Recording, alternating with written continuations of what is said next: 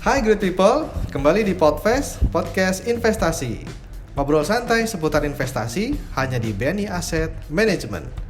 Kali ini kita akan bahas seputar reksadana saham bersama Stella Amelinda, Manager Equity Fund dari BNI Asset Management. Selamat pagi Mbak Stella. Pagi Mas Anggi. Oke, gimana nih hari ini? Sehat? Sehat, baik. Apa kabar Mas? Sehat, alhamdulillah. Thank you ya udah bersedia join. Tadi katanya sempat nyasar ya Mbak. Oh iya tadi. Oke Mbak, tadi telat karena vaksin booster kedua ya Mbak kalau nggak salah ya. Iya betul, tadi nyari tempatnya agak susah sih. Oh oke. Mbak sorry tadi jabatan bener ya, Equity Fund Manager. Iya betul. Saya agak worry sih kalau Mbak aja bisa tadi telat karena kesasar. Mudah-mudahan portofolio saya di reksadana nggak kesasar juga ya Mbak ya. Enggak Mas, Enggak aman. ya, aman ya. Oke siap. Mbak Stella, punten kita mau bahas soal reksadana saham ya Mbak ya. Iya. Untuk reksadana saham ini apa sih bedanya Mbak Stella, perbedaan investasi saham langsung dengan investasi di reksadana saham? Monggo Mbak. Iya. Jadi kalau untuk investasi di saham langsung itu kan memang semua keputusan kebijakan investasi ada di masing-masing investor. Contohnya industri apa yang sedang disukai, perusahaan yang sedang diminati dan memiliki potensi. Oke. Kapan waktu yang tepat untuk jual beli saham tersebut dan seberapa besar modal yang dialokasikan. Berarti harus dipantau maksudnya Mbak? Iya, harus dipantau sendiri-sendiri. Oke. Dan memang kalau untuk investasi awal pembelian saham secara langsung ini dibandingkan dengan pembelian reksadana ini cukup besar. Oke, misalnya berapa Mbak untuk Misalnya, beli saham langsung? Biasanya paling enggak ratusan ribu. Oh oke. Ratusan ribu tipis apa gemuk nih Mbak? 999.000 tuh ratusan ribu Mbak? Tergantung sahamnya nih. Oh tergantung sahamnya. Iya, tergantung Oke. sahamnya. Terus gimana Mbak? Sementara kalau untuk reksadana saham ini lebih simpel karena segala keputusan itu kan dikelola oleh pihak MI, manajer investasi. Betul. Jadi investor nggak perlu bingung atau pusing pilih saham apa, industri apa, dan juga momentumnya itu juga nanti manajer investasi yang menentukan kapan jual dan beli.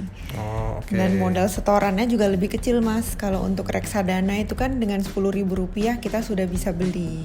Rp10.000? Iya betul. Jauh ya, dari ratusan ribu sampai dari ke 10.000 tuh jauh ya Mbak ya. Iya betul.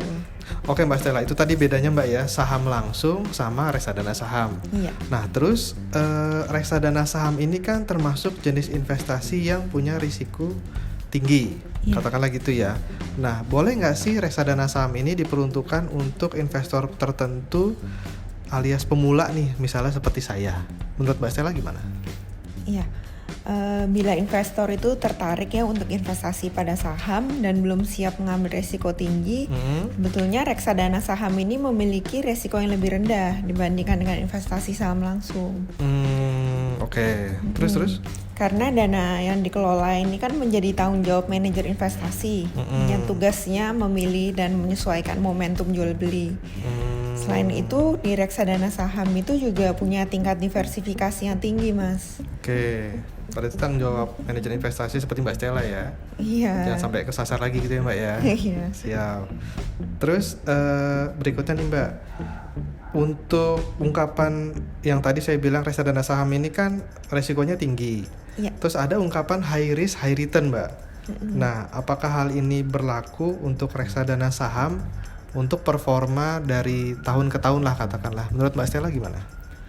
Iya, jadi memang teori ini populer ya, yang dimana semakin besar resiko yang diambil, maka return investasi juga semakin tinggi. Oke. Itu memang karena pasar saham pergerakannya kan sangat cepat ya, dan fluktuatif, volatilitas juga tinggi. Betul. Dan secara imbal hasil reksadana saham memang biasanya lebih tinggi dibandingkan dengan jenis reksadana lainnya. Oke.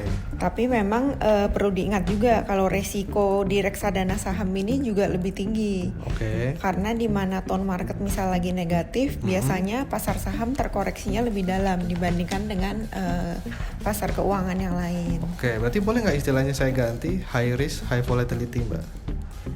Ya bisa juga Bisa high juga risk ya. high volatility, tapi memang biasa return yang ditawarkan itu lebih tinggi dibandingkan dengan reksadana jenis lainnya. Oke, siap.